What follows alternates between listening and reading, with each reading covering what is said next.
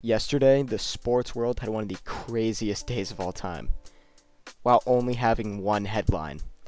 Patrick Mahomes signed a 10-year, $477 million deal, $503 million with incentives, with the Kansas City Chiefs, meaning he will be with them for the next 12 years as he has 2 years left on his deal currently. The last time we saw something like this was when Vic signed a 10-year, $130 million deal with a then league record $37 million guarantees with the Falcons. That is just so tiny compared to this deal. The fact that that was a record obviously made sense for the time as the cap space wasn't as big, but looking back on it is just crazy to look at. When I saw this deal, I just stood there in awe knowing that the AFC is going to be ran through by the Chiefs and Mahomes for the next 12 years.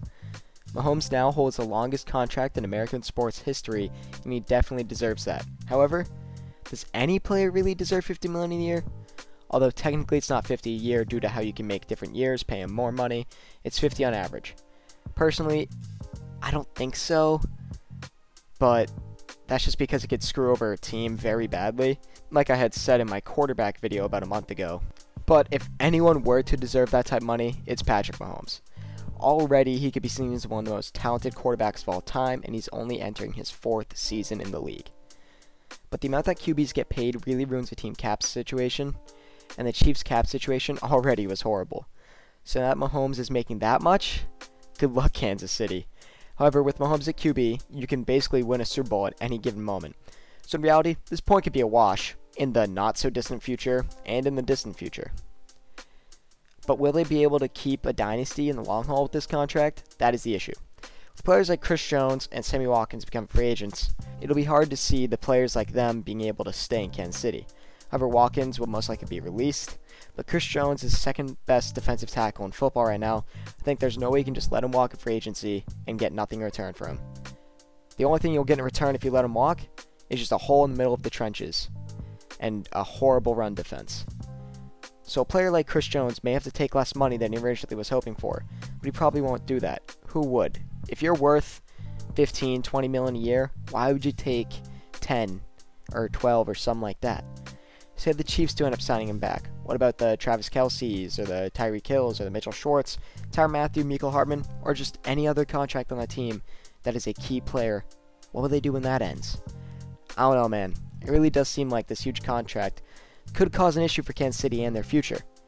What I think will most likely happen is that the Chiefs will try to find low-end free agents to sign to replace some of their key players, like Travis Kelce, who most likely will end up walking when his contract's over, or Mitchell Schwartz, or just draft people. But both of those things are huge risks, as you never know what you're going to get in the draft, and if a low-end free agent will just end up bad for them.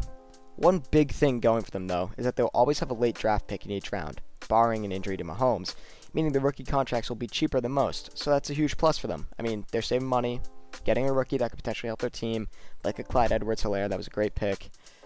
And yeah, just any other rookie in the future that fills a need, they'll be cheap. That's great for them. However, like I just said, the draft's a huge risk in and of itself. You never really know if the player you're drafting is the player you're drafting. And by that I mean if they'll fulfill the needs that the team has, or if they'll just be a bad player in general. Maybe they were only good in college because it's college. You know, we've seen that before with a lot of draft busts. I mean, it's a common thing. Most people in the draft aren't good. You know, not all 253 players taken are going to be stars or even good players or role players or even on a team in a year, maybe even months. So you'll never know what you're going to get. You never know if the free agents will just be bad due to old age, scheme fit, or just lack of skill. You know, if they lose everything due to an injury or just, like I said earlier, their age when they sign with a new team. Maybe they don't fit the scheme of the Chiefs, so they won't be able to do anything because they're like, for example, a slow receiver. Every receiver on that team's fast. Watkins isn't crazy fast, but he still has speed. So maybe a slow receiver just won't be the move for them, so they'll have to always sign a fast person just due to how their offense works. And at tight end, they've always had a receiving tight end, Travis Kelce. Say you sign, like, I don't know, just a good run-blocking tight end. How will he fit your scheme? You're not a running football team. Obviously, they wouldn't do that, but maybe they have to just due to this money they have, because what good receiving tight end will they get with $4 in the salary cap? Only the future can tell us what will happen to the players that they'll most likely have to bring in to replace their expensive stars. In my opinion, the ideal way for the Chiefs to sustain a good dynasty or just a good franchise in general, is drafting the players that fit needs and not the best available, but those who will just help the team immediately. Also, letting some key players walk like Damian Williams since they drafted Clyde Edwards-Helaire, Eric Fisher, a good offensive lineman for them, not great but good, being the first overall pick in the 2013 draft. You expect more from him, but he's definitely a good tackle for them. A player like Anthony Hitchens, who's a good linebacker, not amazing, but he's also making a good amount of money. He's making $9 million a year, so I mean, letting him walk would honestly help your team more than it would hurt your team. He's expensive at $9 million a year for a linebacker at least, and you could easily find a cheaper replacement that may not be as good, but still be good for your team, and still fill the hole at that position. You could also let a player like Sammy Watkins walk, which they will do because they really don't need him, as they have Demarcus Robinson and Mecole Hardman at that position, and they still have Byron Pringle, I believe.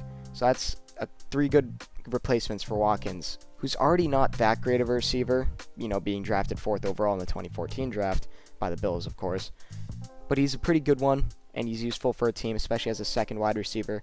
So we'll really have to see what the Chiefs do there. Obviously, he's going to get released, but if they just bring anyone else in, but I don't think they need to. They already have good depth at that position. That's a position you really do need depth at.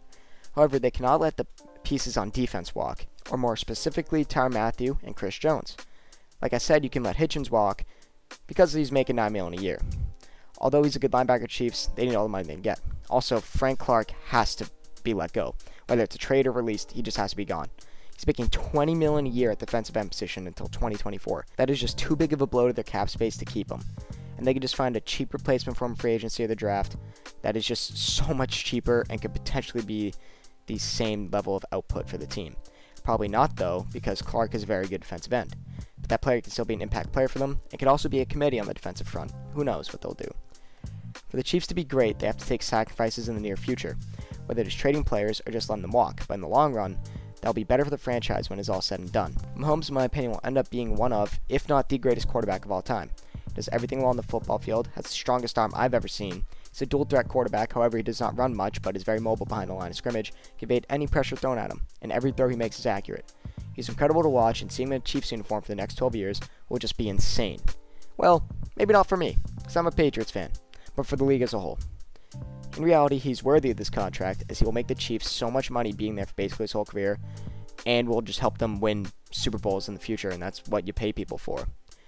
I think we can all see the Chiefs winning at least 2 more Super Bowls in this contract. I think that would be a success for the Chiefs. It is hard to win more than 1 Super Bowl in a 10-year span due to how easily a season can change, how just a single playoff game can end your season just like that, and how it is just near impossible to be a dynasty forever. Some might think that just 2 more Super Bowls is not enough to warrant the contract he received, but in reality, they just have to look in the NFL's recent history and find a team that has won more than 2 Super Bowls in a decade, besides Tom Brady and the New England Patriots. Also, this Mahomes contract affects the NFL for the rest of its existence. Other quarterbacks will look at his contract and want similar deals. Maybe not the length, but at least the average salary. Deshaun Watson, Lamar Jackson, and Kyler Murray, for example, all will be prime candidates for deals like this. However, I believe that none of them should be signed at least for the length. Probably not for the money, but definitely not the length, due to the injury risk, especially with a player like Lamar, because they're all mobile quarterbacks and are just one hit away from a completely different career path.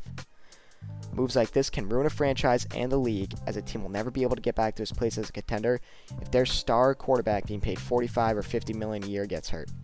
But the Chiefs are lucky enough to have one of the most talented quarterbacks potentially ever. Anyone would be willing to take that risk for Patrick Mahomes II. With all that being said, that is it from me, guys. Thank you for tuning in to Fanatic Sports. Hope you all liked the video. If you did, please subscribe and hit the like button. It only takes 2 seconds. Also, follow me on Instagram at FanaticSports25 and on Twitter at FanaticSports. Thank you all for watching. Hope you all have a wonderful day.